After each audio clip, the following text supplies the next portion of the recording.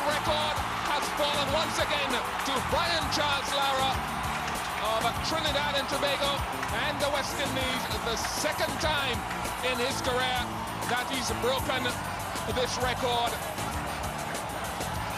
And what a moment of history this is, a repeat performance. 10 years ago he set it, and he's done it again at the very ground. The whole of St John's was on its feet, cheering on the legend.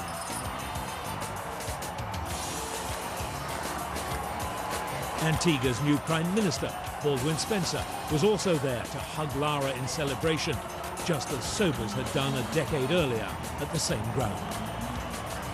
It's hard to believe, Matthew Hayden must have played well against Zimbabwe. It doesn't matter who you play against. They scored that amount of runs. I've scored it 10 years ago and I didn't know what it was like, but this time around it's really, really tiring, and it's amazed to be here again.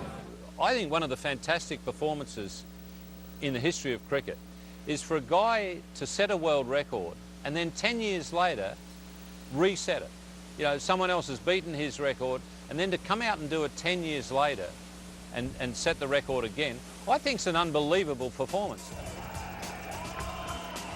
Get it. And he gets it. 100 number 3 for Ricky Jacobs. Given the brittleness of the West Indies' tail, Lara was grateful for Jacobs' unstinting support, and he reached his century before the end of the first session. Lara went into lunch 390 not out, passing through a guard of honour as his teammates lined up to congratulate him.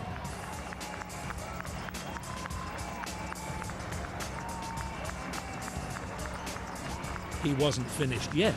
Shortly after the break, he swept Batty for a single to become the first man to break the 400 barrier in tests. There it is. Perhaps the most significant single ever in the history of Test match cricket. All of these innings, 375, 400, 277 in Sydney, 212 and 153 against the Australians, 130 against Pakistan, have come at moments when West Indies cricket was in a doldrum. This is what makes Brian Lara very, very special. Perhaps the best masterclass of the modern generation. The West Indies' total of 751 for 5 innings declared was the highest ever conceded by England in a single Test innings. This monumental innings had a lot to do with regaining pride, Lara's own and that of Caribbean cricket. Beautifully bowled.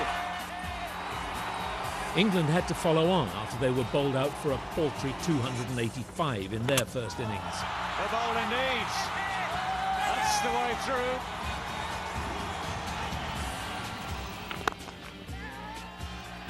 However, Vaughan produced a captain's knock of 140 in the second to force a draw.